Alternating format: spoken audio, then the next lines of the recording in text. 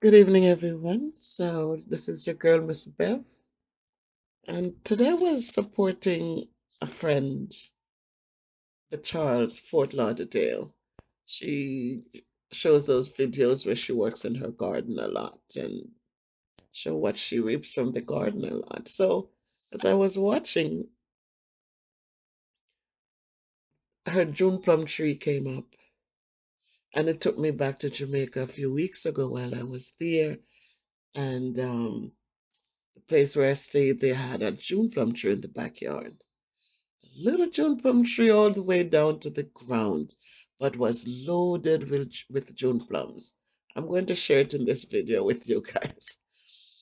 And so as I finished, I spent some time on her channel supporting, and I came out here and I'm sitting and just going back to the days when I even mentioned it to her in her thing when June plum trees, we had to wait for them to drop under the tree in order to enjoy them. Or somebody had to climb into the big tree and shake the branches down for us to enjoy them. And now today we see these little dwarf things with the June plums touching the ground. You could just walk over and pick them at any time. Any child could go and get their June plum. And it gave me cause to pause. And then I started just quickly researching, because then I made a list of the other trees that are now, the other fruit trees that are now dwarf things in Jamaica where you don't have to climb into a big tree anymore. You have the naseberries, you have the coconut trees. I'm going to show you one coconut tree. It's not my picture. I captured it from somebody's work on the internet. But you see the coconuts bearing as low, like touching the ground, touching the ground. And I smiled because all I can remember is in the days when I was a child and you want to get some coconut water, you better have somebody put the rope on the 2 foot and slide up the tree and or push themselves up the tree. If you had a ladder, you could put it up and the ladder would take half of the climb away. But the trees were so tall for somebody to go up in there and try to push off a few jellies. So my jelly drinking days were short. Like, how often do we have access to a jelly coconut?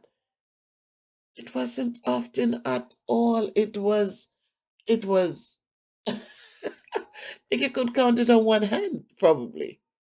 When I lived in Trelawney, I remember my uncle would come home and he'd push the bamboo stick up in the tree and shake it up, so and jellies would fall down off the tree, so we'd enjoy them.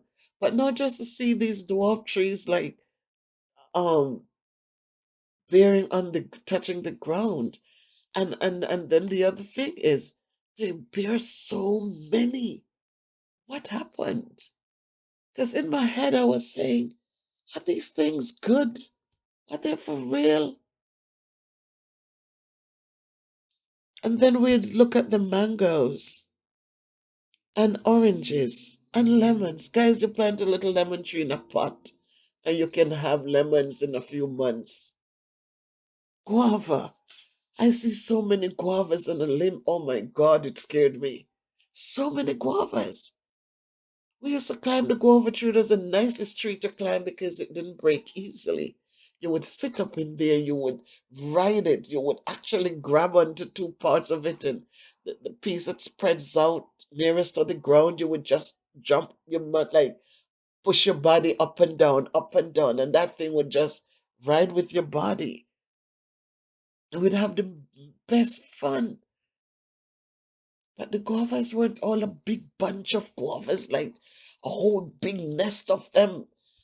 No, they were like one here, one there, one over there. And you go over, you wait for them to be ready, and you're able to pick them without picking the young ones. And now today it's so different. I don't know. The custard apple, I see the custard apple tree is so short now. And so you said times do change. and you just have to work with it. But one of the advantages, um, but before we go to the advantages, we have to think now so that dwarf fruit trees, they're truly easier to maintain, right? That's an advantage, really. And to collect the fruits, and easier to collect the fruits when the fruits are ready.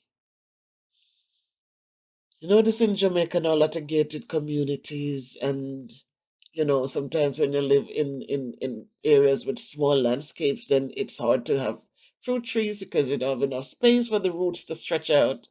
We know that if roots get into your in your sewer system, it can wreak havoc. If it gets into your house in the foundation, it can start crack things up. Um, so we know that with these dwarf trees, with the smaller land spaces, people can still enjoy because, as I said, when we went to Jamaica, when I went down there, the Airbnb that I stayed at, the owner had a June plum tree in the back. She had banana trees and plantain trees in the back there as well. But you see, many places, my aunt in Montego Bay, she lives in Iron Shore, and you went there and there were mangoes that you could just stand on the ground and pick those big mangoes. They were loaded, just loaded. And the June plum again was right there. The lemon tree was right there. And so people are able to just enjoy these fruits because they are low enough for even short people like me. I'm 5 feet 2 inches, and I think that these trees can grow up to 6 feet. So even at 6 feet, it's not so tall that you cannot reach a lemon to make some lemonade or to grab a custard apple or you know or your jelly coconuts. That really inspired me. Like, I definitely, when I go back home and decide to do what I need to do, I definitely would want one of those coconut trees. I want a custard apple tree, a coconut. I want the naseberry. I want the lemon. I want them all. I want two coconut trees. I want two of them because it is so refreshing when if they stick there, they're not huge, but they can be filling. You can just step out and just pick one right there. You don't have to ask somebody to come pick them and drop them from way up there and bruise them. You can just go pick them, cut them with your knife probably, and just enjoy them. So that's how things have changed, people. I remember when engrafting was like the Artenese orange on a regular orange, but people have taken it further. And what they did, they get rid of the tall trunks, the tall, tall trunks of the trees, and they make the trunks smaller, and they actually plant them on a dwarfing rootstock. And so what you find is that a disadvantage to this is that the roots do not get a good foundations at times. So because the root is not anchored in a great way, you find that you have to remember them cut stick. I don't know, those of you remember your granny, they used to have to go in the bush in the woodland and or in the standing wood, and they would look for trees that had young trees or small trees or whatever, but it had that V in the top of it, so that it can when you put it can the tree can sit in that V, and then you make the sticks stand in the ground to hold up the banana trees. When the bananas shoot and they were too heavy pulling the tree down, they would catch them with one of those catch sticks.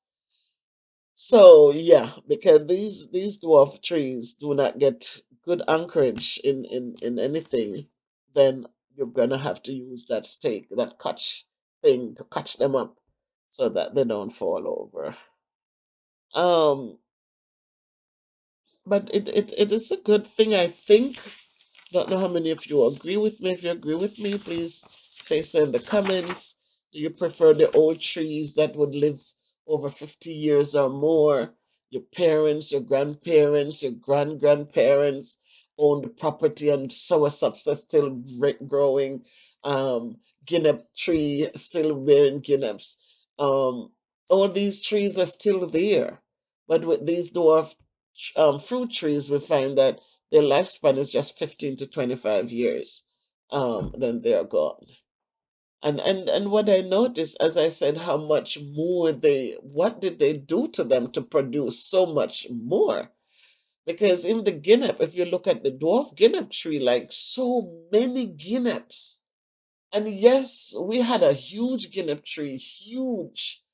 We had to, when it bare, the lower limbs would touch the ground with those heavy things, and then up, they. But boy, these are could do have something. Boy, them full. You look at the guavas, when you look at the other just like the coconut, so many. So I don't know if it's something special they put into these things, or how it is that they are able to put on so much, just so much. I wonder if they're very sweet. If they get a chance to get their sweetness, or they develop well so that they are as healthy as the others. But that's for another time. Right now, I'm just talking about how the whole thing just got to my head when I remembered how for the June plums we had to wait for a breeze to blow off the ripe ones, or if there were lower limbs that you could jump up and get them, or you have to get that long stick to push up and knock off the ripe ones. Um, or but the trees were so huge, and now you said, was it only taking up space? Because with the dwarf ones, you don't have all them limbs and branches and all of that. While with the big ones, they had all of these huge branches. But when they put the food on, that's good. So, my people, just make it a great day. I don't know what your thoughts are. If you've been thinking the same things I've been thinking of how it was back then when we were young. But then as knowledge increases, people become, you know, create more creative. And so now we can just stand right there on the ground and pick our fruits instead of having sticks. We call them hook sticks. So this was another way again. You go out there, you get limbs with the V, but you chop the thing off so it has a hook on it, and you could grab the branches and pull them to you and pick the fruit from those branches. So let me know in the comments, guys. But for now, please like the video, share the video, and leave me your comments. Thank you. Enjoy the pictures that come along with this chat. I'll just add the pictures in and you can make the connections. Because I didn't, let's make the connections, people.